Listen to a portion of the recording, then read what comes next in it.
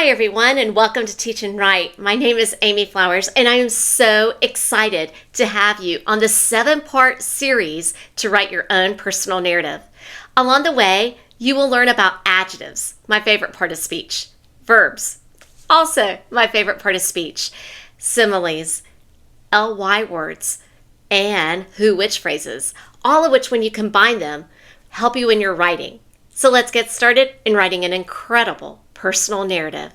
For this lesson, you need several supplies. Look at the screen and make sure you have the following things: a notebook sheet of paper, a word wall, a literary analysis piece, and a blank sheet that says My List For. We'll fill that out in just a minute.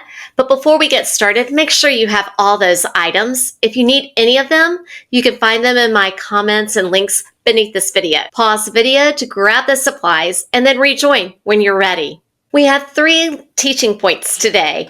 By the end of today's lesson, there are 3 things I want you to accomplish. I want you to be able to define and identify adjectives. Secondly, I want you to be able to analyze a literary piece and look for those adjectives. And the last thing you'll do today is to create a list of 10 memorable events. So you may be asking yourself, what are adjectives? Adjectives are definitely one of my favorite parts of speech because they add the rich details to a piece of writing. They tell more about a noun or a pronoun. They answer the question, which one, what kind, and how many? Let me walk you through this. Let's take a look at the blank bear that you see on the screen. How would you fill in that blank? Well, if you wanted to talk about which one, you could say this one or that one. You could say the fuzzy one, the skinny one, the fat one, the hairy one, the polka dotted one. I think you get it. What kind? It could be grizzly, brown, polar bear, black bear. And then how many? 1, 2, 10, 100, a million. All of those adjectives give us the descriptive detail that we're looking for. Let's make this a little bit more interesting. I'm about to show you a picture on the screen. Grab your sheet of notebook paper and let's make this a friendly competition. You see this picture and you see that it's ice cream and you might notice cones, but there's some adjectives there that I really want you to look for. Analyze this picture, look carefully at it, inspect it. What colors do you see? What flavors do you see? What textures do you see? What words describe the items you see? Remember, adjectives can tell which one, what kind, and how many. So keep that in your head as you think about what words describe this. Think about blank ice cream, blank cone, blank tray, blank spoon to help you out. Push pause for about 45 seconds, jot down as many adjectives as you can, and then push play when you're ready to start again.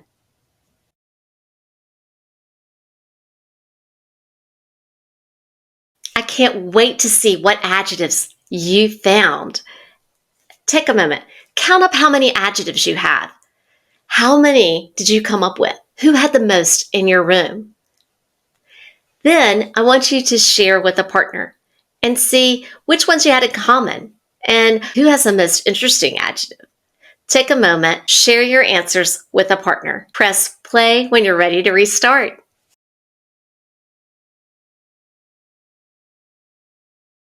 Here's some that I came up with. I said white. I went down the color idea and I said white and brown. And then I thought, some of that looks juicy. The fruits look juicy. And then I thought silver for silver spoon. I thought there were 4 scoops, so I wanted to use the number 4. All adjectives. I thought about those scoops and I thought they're in round and shape.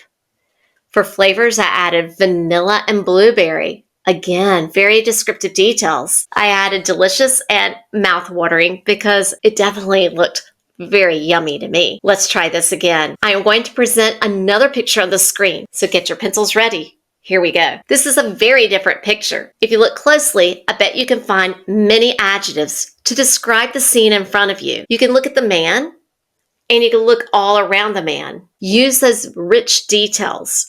Take about 45 seconds, jot down as many as you can, press pause, get going. Rejoin when you're ready.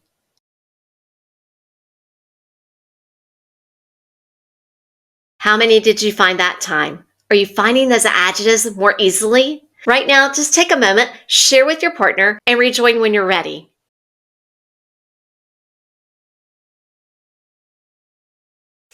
Here's some adjectives that I came up with. I said navy. I know that this man is wearing a blue uniform, but I wanted to really describe that shade. So I went a little deeper and said navy. His shirt is probably a wicking shirt. It's long sleeve, so descriptive, and why I love adjectives. He's probably sweaty. The area around him looks very crowded, so I thought crowded would be a great word. Packed is another word that describes how many people there are. Muscular. Then I chose determined because I looked at his face carefully and thought he looks very determined, very focused. Also, I saw that the ball was circular in shape. Adjective, it tells me the shape. So again, look for those shapes, textures, what you see, those rich details. Let's try it one more time. Get your pencils ready, get your notebook papers ready, and let's take a look at one more picture. This is a masterpiece painted by Vincent van Gogh, Starry Night. Take a moment, write as many adjectives as you can, give yourselves about 45 seconds, pause the video, rejoin when you're ready.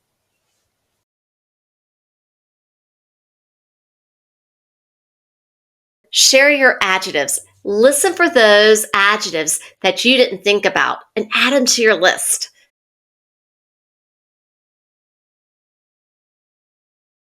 Here's some adjectives that I thought about as I looked at this picture. Vibrant. I thought of vibrant because I felt like the colors really jumped out at me. Dark, because in one corner of that picture, it's very dark. Royal blue. Again, I didn't just say blue. I wanted it more specific. Same thing with yellow. I said sunshine yellow, rich descriptive detail. Swirling, because those white lines are swirling. Hopeful. Up in that corner, I felt like that yellow represented hopeful. And in the opposite corner, it's gloomy.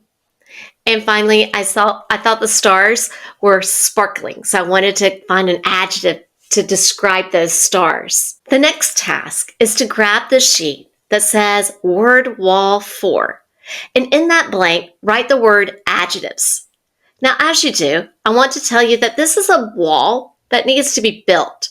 I want you to think about 20 adjectives that you wrote down, or maybe you heard in the classroom or a friend shared with you, and you're like, wow, that was a great adjective. And I want you to build up your wall. I want you to add in one word per box so that you are building up a wall of adjectives. You're building up your vocabulary. You can start at the top or the bottom. The goal is to expand your vocabulary. So when you are telling a story, you don't just say something very simple like, it's good ice cream. Instead, you think of those words that give you the detail, like yummy, rich, mouth-watering, chunky, smooth, creamy. You want all of those descriptive details. Add 20 words, pause the video as you do so, rejoin when you're ready.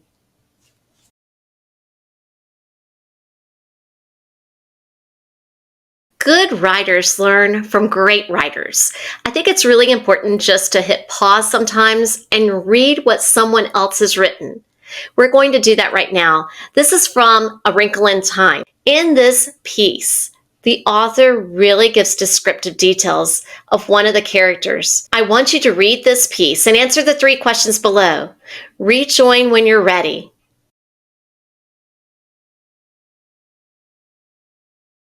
There are so many adjectives in this one. I'm going to highlight them as I read through it, starting with the first line. Mrs. Murray's flaming and red describe that hair. Creamy describes the skin. Violet tells me what color eyes with long, dark lashes on the second line. Spectacular is also an adjective. And on the final line, it would be outrageous, describing Meg's plainness, that she was outrageously plain. For the third question, draw a quick sketch of Mrs. Murray and Meg. I'm sure your sketches were masterpieces. I would definitely have no problem drawing Mrs. Murray. The flaming red hair, creamy skin, that violet, bluish purpley eye color, and long dark lashes. And I would just make her spectacular, like she is sparkling. And next to it, I would draw a Meg who was very plain. Make that a big contrast. So the author, Madeline Lingle, really puts a picture in my head of how incredible Miss Murray is and then how plain Meg is. That's the art of using adjectives.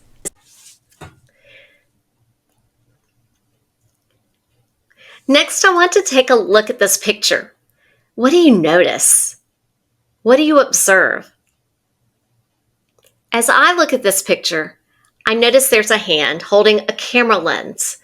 And through that lens, you get a crystal clear picture of what is before the photographer. And that's a forest, woods. But it's kind of blurry until you look through the lens. And that is what I want us to start thinking about. Personal narratives give the descriptive details using those adjectives that give us a clear picture of an experience or an adventure or a time in your life so that the reader can experience it right along with you. For today, we just need to think of the event. I'm going to model a couple of things for you and then ask you to think of 10 memorable events. On this sheet, I wrote my list for memorable events, and I want you to do the same in just a minute. When I started thinking about memorable events, I wanted to really zero in on the details. Just like that picture showed the woods, but when you look through the lens, you can see it with crisp detail, with clarity. That's what I want us to do. So if you notice here, my very first one that I wrote was the first time I jumped off the diving board. I can remember that so clearly. I mean, I can remember the people who were there, the sights, the sounds, that feeling of when I actually jumped off the diving board. Because I can remember those details, that's an excellent one to put on my list. You don't want to choose something that's so big that you get lost in it. Like, what am I really going to tell? For example, if you went to an amusement park, that is fun. That is a great fun time. However, a better personal narrative would be telling me about the time you got stuck very top of a roller coaster.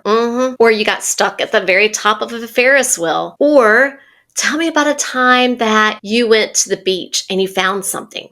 Or maybe you went for a walk in your neighborhood and something happened. Or maybe there was a party that you went to and you had a really surprising event. I want to hear about that one time within the bigger picture.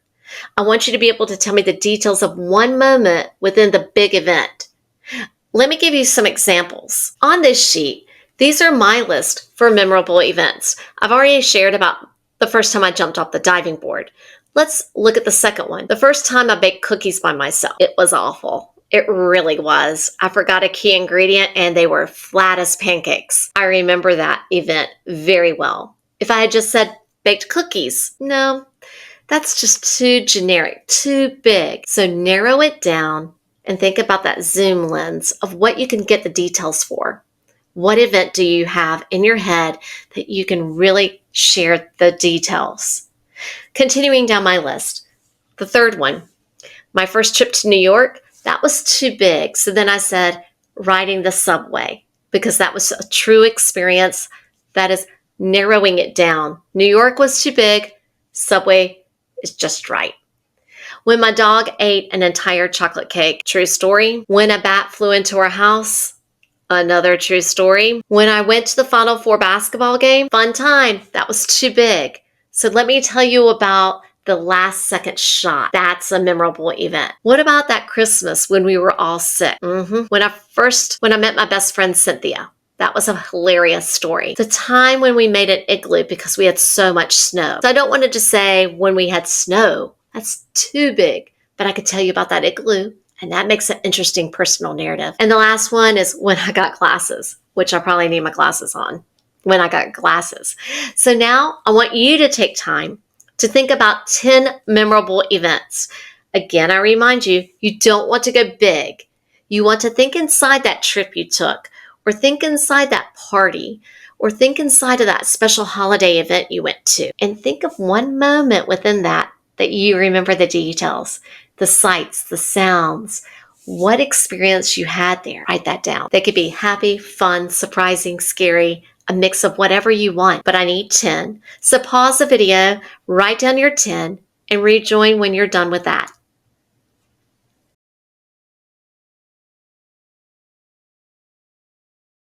My friends, we have covered so much today. We have defined and identified adjectives. We've looked at a literary excerpt. And finally, you created a list of 10 memorable events. That is your very first step in writing a personal narrative. This has been an awesome first lesson, and I look forward to seeing you in the second lesson. We're going to take a peek at my next favorite part of speech, verbs, another literary excerpt, and then committing to one of our memorable events to get our personal narrative started. I look forward to seeing you in the next lesson. Bye.